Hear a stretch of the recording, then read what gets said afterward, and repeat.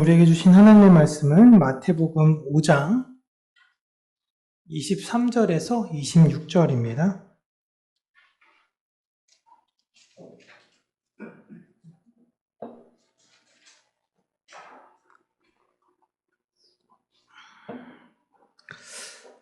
마태복음 5장 23절에서 26절 함께 읽습니다. 그러므로 예물을 제단에 드리려다가 거기서 내 형제에게 원망 들을 만한 일이 있는 것이 생각나거든 예물을 제단 앞에 두고 먼저 가서 형제와 화목하고 그 후에 와서 예물을 드리라.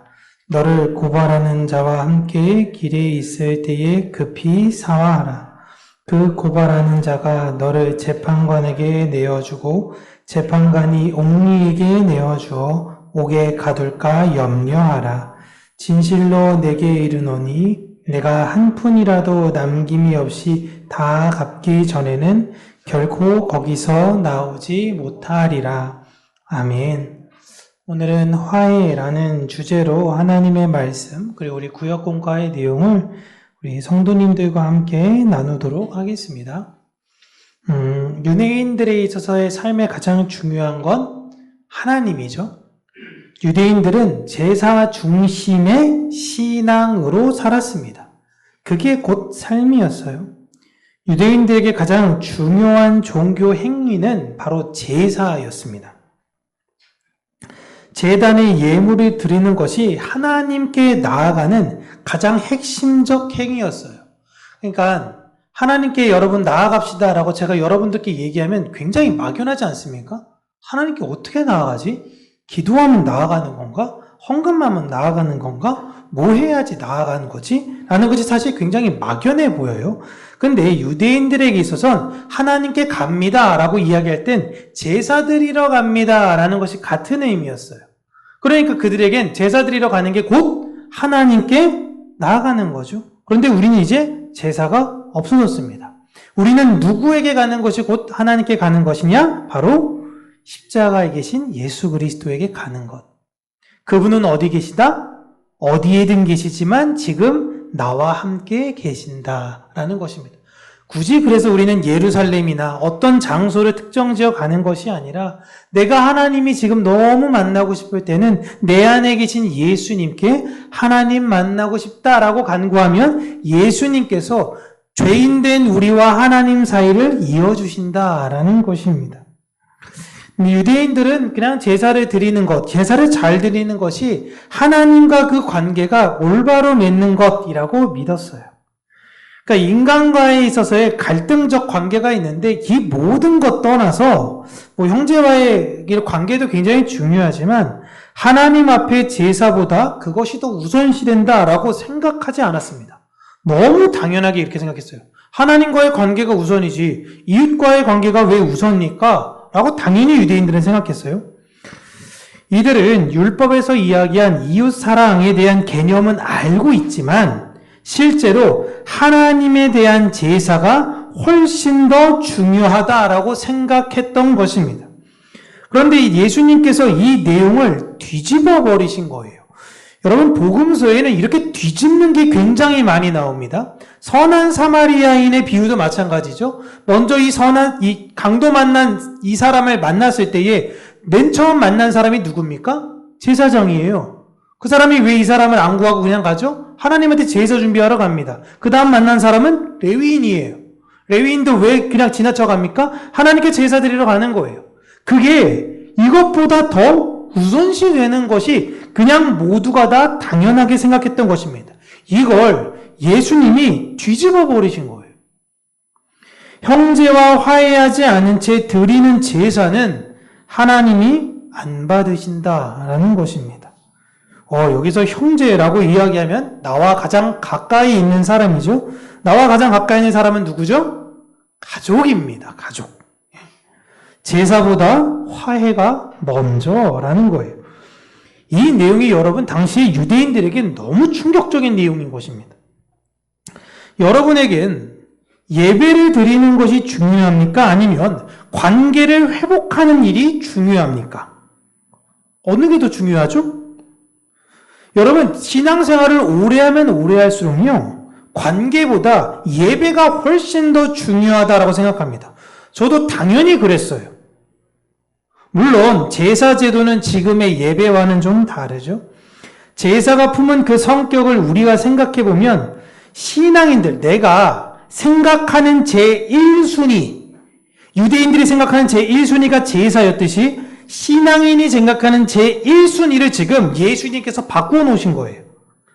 네 삶에 가장 중요한 게 뭐냐? 라고 하나님께서 저에게 물어보신다면 저는 주저앉고 예배라고 이야기했습니다. 저는 하나님께 나아가는 것, 예배가 가장 중요합니다. 예수님 알아가는 게 가장 중요해요. 그런데 예수님께서, 하나님께서 나를 믿는 내 형제와 다툼이 발생한다면, 여기서의 제일 중요한 전제는 하나님 믿는 사람, 예수님 믿는 사람들과의 다툼이에요. 이런 사람들과 다툼이 발생한다면 너와 예수님과의 관계는, 너와 하나님과의 관계는, 너와 나의 관계는 아무 의미가 없다 라고 말씀하신 겁니다.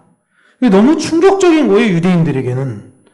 그렇다고 해서 우리가 그렇게 적용해야겠다, 내가 싸웠으니까 교회 안 나가야겠다, 이런 극단의 의미를 이야기하는 것이 아니라 너 제사를 왜 드리려고 하는 것인데 한번 생각해 봐라는 거예요.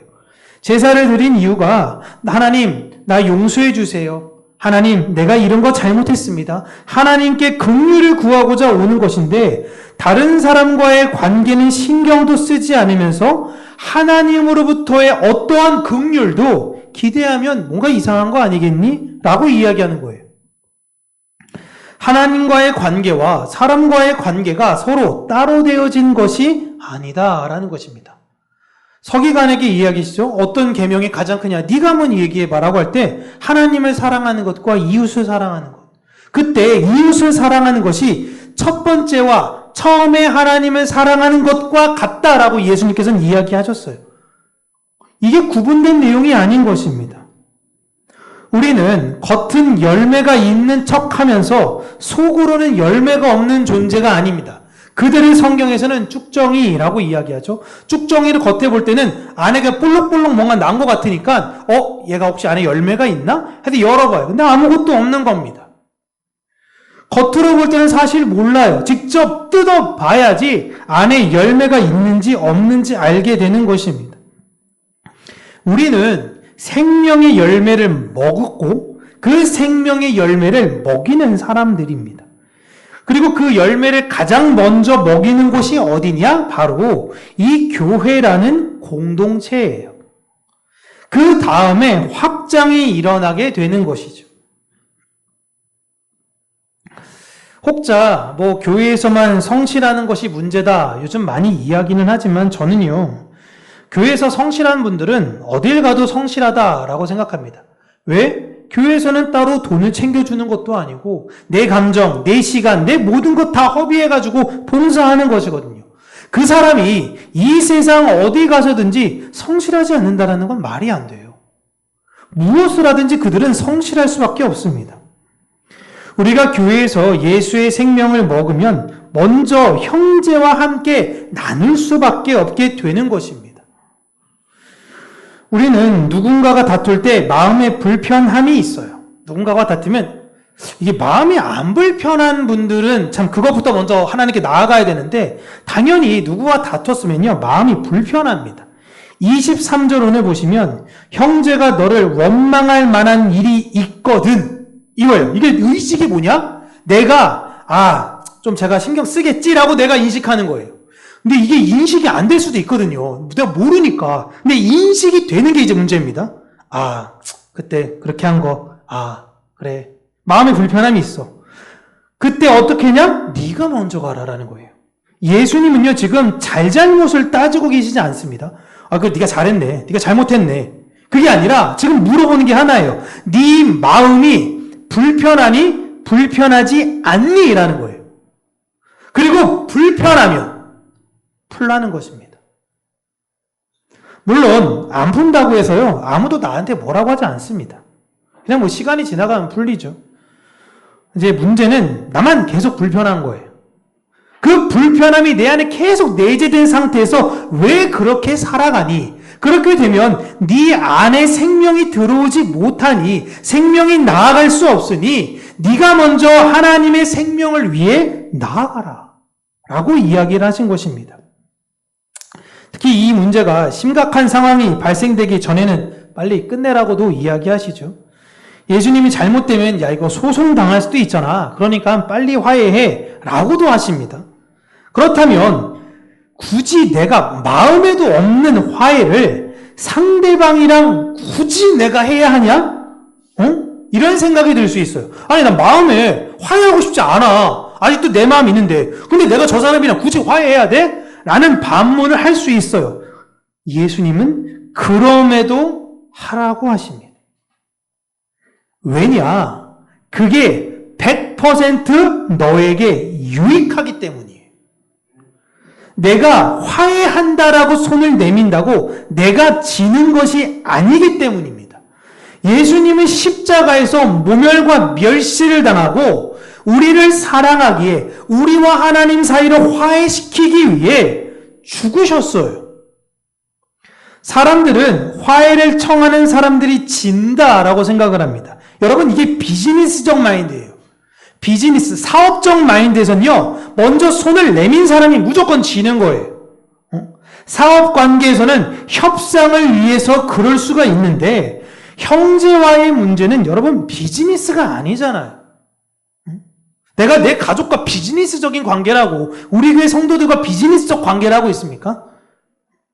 예수님은 다소 억지스럽더라도 먼저 손을 내미는 사람이 되라 라고 하시는 것이고 저는 이게 진짜 신앙의 성숙함이라고 생각해요. 여러분 신앙이 진짜 성숙한 사람이다 라고 이야기하는 건요 성경을 백독 천독하고 기도를 40일 금식 기도하고 철야를 세우고 이게 신앙의 성숙함이 아니라 하나님께서 나에게 무엇이라 명령하셨을 때 그것을 아멘 순종하겠습니다 라고 행하는 것 그게 진짜 성숙함이에요. 그리고 여러분 나이를 먹으면 먹으실수록 여러분 훨씬 더 잘하시죠. 이거 진짜 어려운 거예요. 어린애들은 훨씬 쉽습니다. 이거 여러분 나이가 더 쌓이면 쌓일수록 그리스도 안에서 나는 점점 자유하고 점점 가볍고 점점 내가 은혜가 넘치는 사람이 되어야 되는데 이상하게요. 점점 더 고집스럽고 점점 더 손님 있는 게 주저되고 내가 이러면 무시받는 것 같고 내가 이러면 안 되는 것 같고 그렇게 자꾸만 생각이 되어져요. 그렇게 저는 진짜 신앙이 성숙한 분들, 믿음의 용사들이 누구냐? 바로 이런 분들이다 라고 생각이 됩니다. 제가 늘 기도하며 도달하고 싶은 영역이에요. 하나님 이런 사람 되게 해주세요. 지금도 참 고집스러운 저를 보며 늘 기도하는 내가 도달하고 싶다라는 그 영역이 바로 이 영역입니다. 저는 예수님을 깊게 사랑하는 것이 바로 이 모습이라고 생각해요. 내가 손을 내미는 거 내가 예수를 사랑하기 때문이라. 로마서 5장 8절에 사도 바울은 로마 교회에게 이렇게 이야기합니다. 우리가 아직 죄인 되었을 때에 그리스도께서 우리를 위하여 죽으심으로 하나님께서 우리를 향한 자기의 사랑을 확증하셨다. 예수님은 여러분 그러지 않으셔도 돼요. 왜 우리를 굳이 화해시키십니까? 그냥 지옥에 다 보내면 되잖아요. 여러분 우리가 하나님과 사이가 화해됐다고 해서 우리가 전폭적으로 전인적으로 하나님께 엎드리며 그 다음에 전심을 다해 하나님 말씀에 순종하고 이웃을 사랑하며 살아갑니까? 우리가 하나님과의 화해됐다고 해서 절대 그렇게 되지 않아요. 내 고집, 내 뜻, 내 방법 계속 이렇게 주장합니다. 그럼 좀 버리셔도 되잖아요. 근데 끝까지 우리를 사랑하시고 하나님과 화해시키셨습니다. 예수님은 우리와 하나님 사이를 화목하게 하기 위해 이 땅에 오신 거예요. 하나님께서 이스라엘을 부르신 이유, 많은 나라 가운데도 이스라엘을 부르신 이유는 죄로 얼룩진 세상에 하나님 백성을 정결케 하심으로 이 세상 속에 하나님을 드러내시고 이방의 하나님을 모르는 자들이 이스라엘을 보고 하나님께 오게 하시려는 하나님의 뜻이었어요. 여러분 예수님이 교회를 부르신 이유가 무엇입니까? 우리를 왜 부르시죠? 이 세상과 하나님을 화목케 하라고 작은 예수로 살아가라고 우리를 부르신 거예요. 우리 복주라고 부른 게 아니라 너희들은 이제 사명자야. 너희들은 이 세상에서 그렇게 살아야 돼. 라고 부르심을 받은 사람들입니다. 이들이 누구냐? 형제라는 거예요. 이걸 인지하고 이걸 생각하고 이 마음으로 살아가는 그 형제와 다툰 일이 있다면 화해의 손을 내밀어라 라는 것입니다. 그리고 여러분 아시겠지만 화해해야겠다 마음에 있는데 상대방이 먼저 와서 미안해 딱 하잖아요? 되게 민망합니다. 내가 하나님의 자녀인데 내가 하지도 못하고 또 그래 잘 돼서 고마워 할 때 사실 여러분 속으로 굉장히 부끄러워요. 안 그러세요? 안 그러세요? 저 굉장히 부끄럽거든요 이럴 때. 응? 여러분 우리는 부르심을 받은 사람들입니다. 우리는 이 세상에 예수의 사랑을 전해주는 사람들이에요. 하나님은 우리를 다툼의 도구, 전쟁의 도구, 이김의 도구로 부르는 것이 아니라 평화의 도구로 부르셨습니다.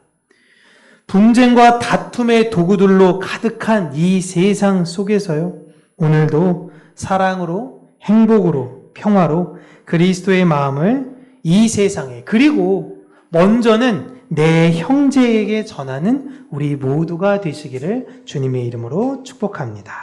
기도하겠습니다. 참 좋으신 하나님 아버지, 우리가 주님의 부르심 앞에 언제나 순종하겠다고 이야기하고 예배 자리 가운데로 너무나 쉽게 나아가지만 실상 우리가 우리 형제에게는 화해의 자리 가운데 얼마나 나가기가 어려운 것인가 우리가 다시금 한 번 더 생각하게 하여 주시고 형제가 때로는 내 오른뺨을 때려도 내가 내 왼뺨을 댈 수 있는 그 용기를 주님께서 우리에게 주시기를 간절히 간구하고 소원합니다. 내 고집과 내 판단으로 이 세상 옳게 살았으니 앞으로도 그렇게 살겠다라고 다짐하며 살아가는 것이 아니라 우리를 평안 가운데 이끄시며 우리를 하나님과 화목하기 위해 죽으신 예수 그리스도를 본받고 또한 우리에게 그 부르심의 사명을 주신 주님의 뜻에 우리가 온전히 순복하여 이 세상에 우리의 형제들에게 또 때로는 예수를 모르는 이들에게 그 사랑을 전하며 살아가는 우리 평강교회 모든 권속들 될 수 있도록 은혜에 더하여 주시옵소서. 예수님 이름으로 기도합니다. 아멘.